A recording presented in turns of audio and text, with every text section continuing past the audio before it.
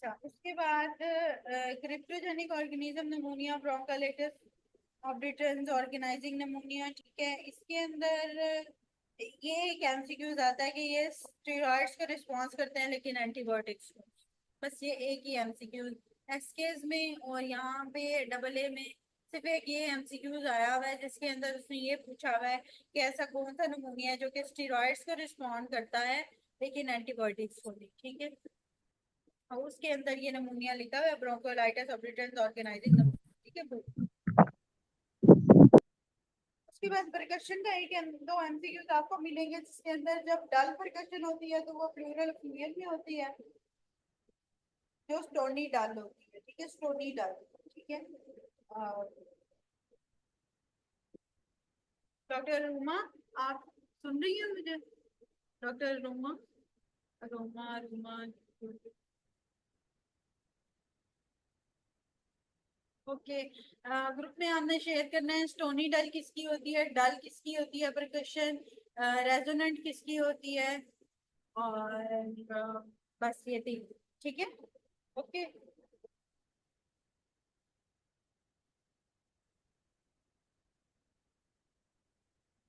हाँ, ठीक है। वो स्टोरी डाल अब मैं नहीं बता रही थी कि वैसे तो मैंने बता दी है, लेकिन आपने इसको जो है वो ग्रुप में आपकी असाइनमेंट में यही है। ठीक है, फिर हाइपर रेजोनेंट, इसमें निमोथोरिक्स, निमोथोरिक्स जहाँ पे हवा होगी ना वहाँ पे रेजोनेंट होगी परकशन। अच्छा, इसके बाद जो इम्पोर्टेंट है ना वो ये लंग कैंसर हैं जो करने वाले। ठीक है, अब लंग कैंसर के अंदर आपको पता है कॉइन लिए ना आएगी, वीजिंग आएगी, हेमोप्टेसिस आएगा। ठीक है, ब्रोंकियल ऑब्स्ट्रक्शन आ सकती है, चेस्ट एक्सरे पे आपको नॉन कल्सिफाइड नोड्यूल्स वगैरह मिल सकते हैं। ठीक है, ब्रोंकोजेनिक कार्सिनोमा कौन सा कर रहा था जो एमसीक्यूज आता है वो बताइए। एस्बेस्टोसिस। एस्बेस्टोसिस, ठीक है। अच्छा, उसके बाद क्या है कि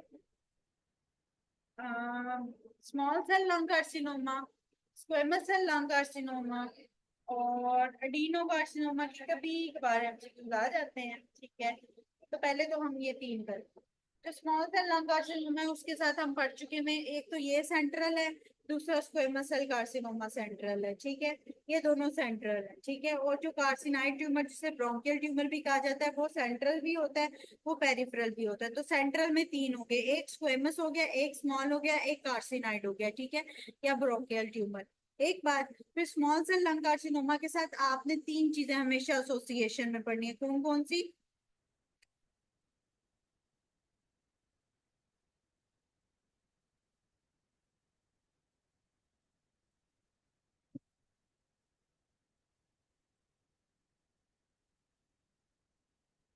ठीक है, okay, very good. Ectopic ACTH, Cushing, ठीक है, लैम्बर्डिटन और सियाल एडीएच।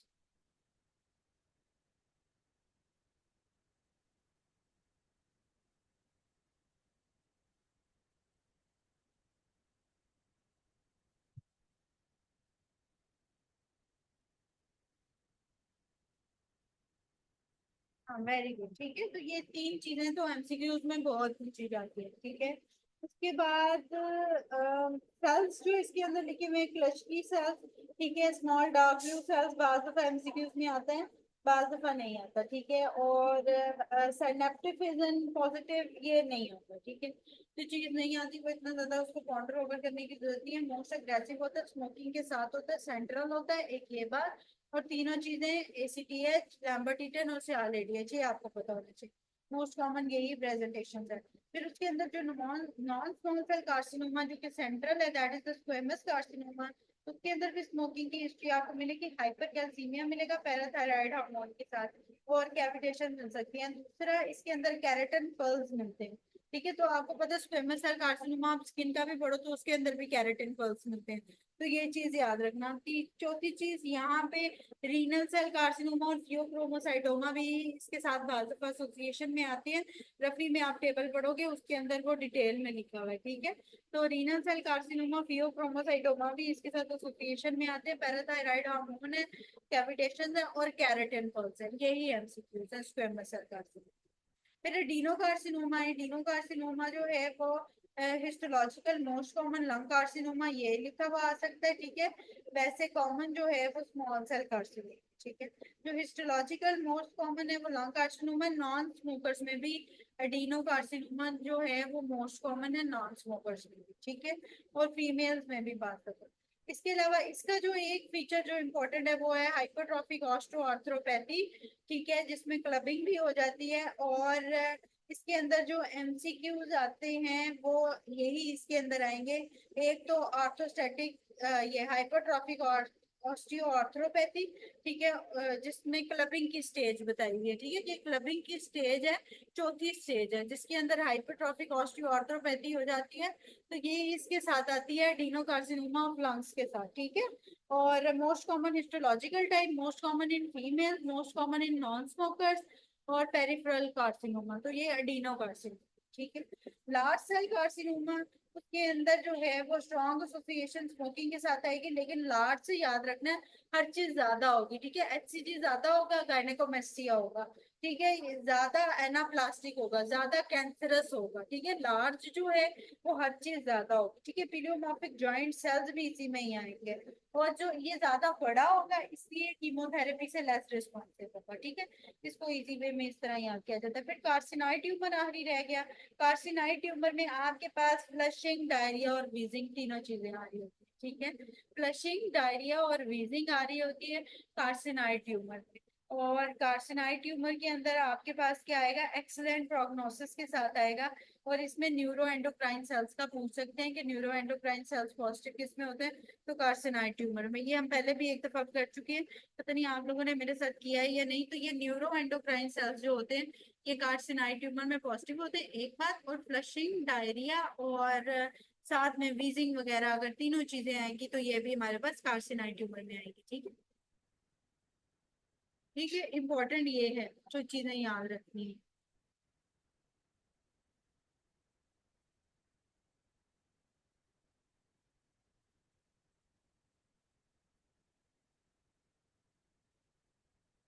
उसके बाद क्या है, कंक्लूजन में उसने थोड़ा बहुत लिखा है वही चीजें हैं। स्मोकिंग और अगर अग्रेसिव है बहुत ज्यादा तो स्मॉल सेल है, अगर स्मोकिंग और कॉमन है तो स्क्वेमस सेल है, एक्टोपिक थायराइड है तो squamous cell carcinoma of larynx है। ये इंपॉर्टेंट पॉइंट्स है, ठीक है। लंग हिमाटोमा का है के अंदर एमसीक्यू, लंग हिमाटोमा में एमसीक्यू नहीं आते इतने। कॉइन लीजन्स आ सकती है जिसके अंदर कॉइन लीजन्स आपको लंग कार्सिनोमा में भी मिलते हैं और हिमाटोमा में भी मिलते हैं, ठीक है। तो ये इम्पोर्टेंट है, ठीक है। यहाँ तक समझ आ गई? कोई क्वेश्चन किसी का, कोई क्वेरी पूछना हो?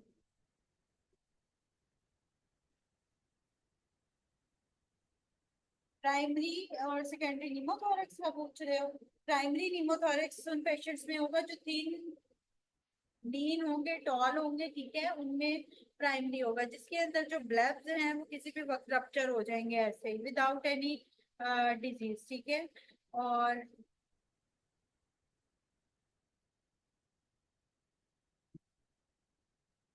अच्छा वो मैं बताती हूँ। और अगर सेकेंडरी निमोथोरेक्स का पूछेंगे तो उसके अंदर वेंटिलेशन और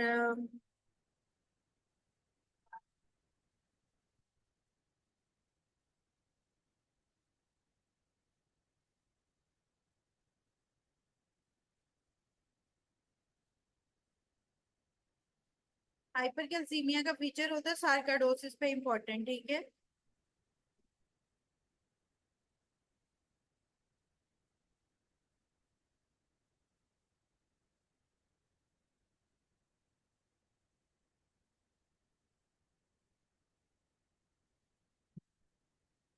और दूसरा इसमें नोडुज्म होता है, ठीक है, जो इम्पोर्टेंट फीचर होता है।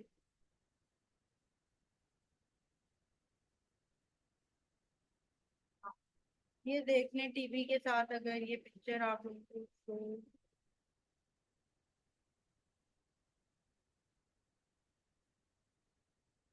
थैंक यू डॉक्टर हाजर। डॉक्टर हाजर ने ये रेस्पिरेटरी उसका बताया है फेलियर का, type 1 and type 2 respiratory failure, ठीक है। वो मैंने आपको वैसे कहा डॉक्टर फराह से एक दफा जो है वो कंसल्ट कर लीजिएगा, वो आपको वो बता देगी बाकी का। अच्छा अच्छा, इसके अंदर क्या है, प्राइमरी टीबी जो है वो बच्चों में होती है, फर्स्ट टाइम इन्फेक्शन से नॉन इम्यूनाइज पर्सन में हो रही होती है। सेकेंडरी टीबी के अंदर हमारे पास सेकेंडरी टीबी के अंदर हमारे पास सेकंड टाइम इन्फेक्शन अडल्टहुड के अंदर, ठीक है, जिसके अंदर फर्स्ट इन्फेक्शन हुआ हो या बीसीजी वैक्सीन हुई हो, ठीक है, तो उसके अंदर सेकेंडरी टीबी हो रही होती है। तो नॉर्मली अडल्ट के अंदर सेकेंडरी टीबी चल रही होती है, ठीक है। मेथड ऑफ इन्फेक्शन तकरीबन सेम ही है, लाइक इसके अंदर इनहेलेशन है, डायरेक्ट कंटेंट है प्राइमरी टीबी के अंदर, सेकेंडरी टीबी में एंडोजेनस ड्यू टू रिएक्टिवेशन या एक्सोजेनस ड्यू टू रिएक्स इन्फेक्शन की वजह से जो है वो हो सकती है सेकेंडरी टीबी, या अंदर ही आपके पास टीबी जो है वो लेटेंट फेज में थी तो एक्टिवेट होगी, या री इन्फेक्ट हुआ है तो एक्टिवेशन हुई है प्राइमरी टीबी की भी, तो that is the secondary TB, ठीक है। तो जो प्राइमरी फर्स्ट जो कॉम्प्लेक्स बनता है वो लंग्स में, इंटेस्टाइन में जा सकती है, नोज स्किन में भी इन्वॉल्व हो सकती है, सेकेंडरी की कोई भी साइट हो सकती है, लेकिन मेनली लंग और इंटेस्टाइन इन्वॉल्वमेंट होती है। Reaction of the body against BECIL primary complex बनता है प्राइमरी टीबी के अंदर, गॉन कॉम्प्लेक्स जिसे हम कह रहे होते हैं, ठीक है। और सेकेंडरी टीबी के अंदर reaction of the total of the body against BECIL solid organs के अंदर सिर्फ ट्यूबरकल्स बनते हैं सेकेंडरी टीबी में, ठीक है।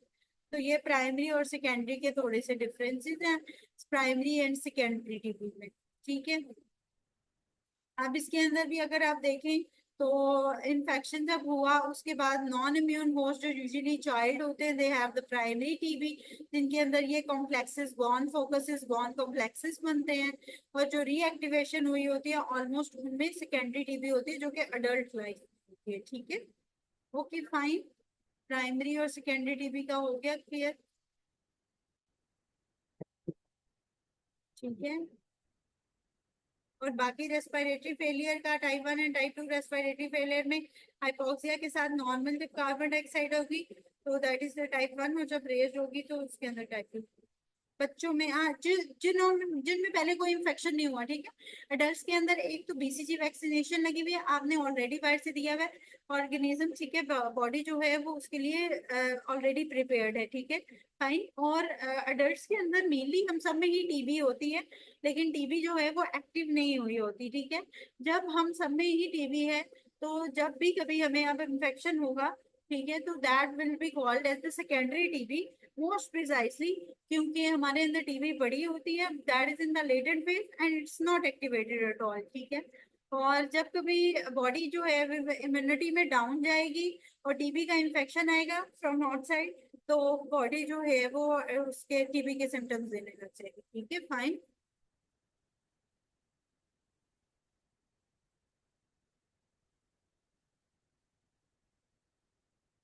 ओके, और किसी का कोई क्वेश्चन है, कोई क्यूरी? कल हम कल हम इंशाल्लाह एमसीक्यूज करेंगे, ठीक है। हमारे पास 300 एमसीक्यूज, चलिए हम कोशिश करेंगे ज्यादा से ज्यादा करें, ठीक है।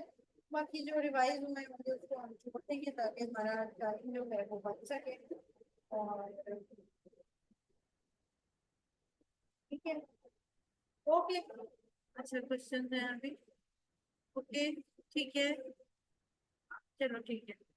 अभी तक और किसी का कोई क्वेश्चन?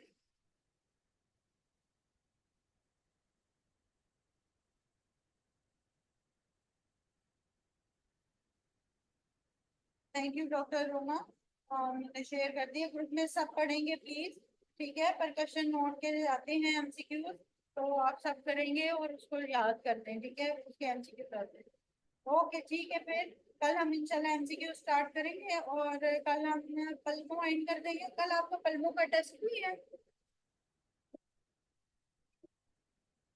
इसका मतलब ये है कि जो डिफ्यूजन कैपेसिटी है वो, लंग की जो डिफ्यूजन कैपेसिटी है वो, अच्छा चलो फिर ऐसे करेंगे, कल हम इंशाल्लाह एमसीक्यूज कर लेंगे, उसके बाद आप फिर जो है ना वो इवनिंग में उसको सॉल्व कर लीजिएगा एमसी जो भी टेस्ट होगा, ठीक है।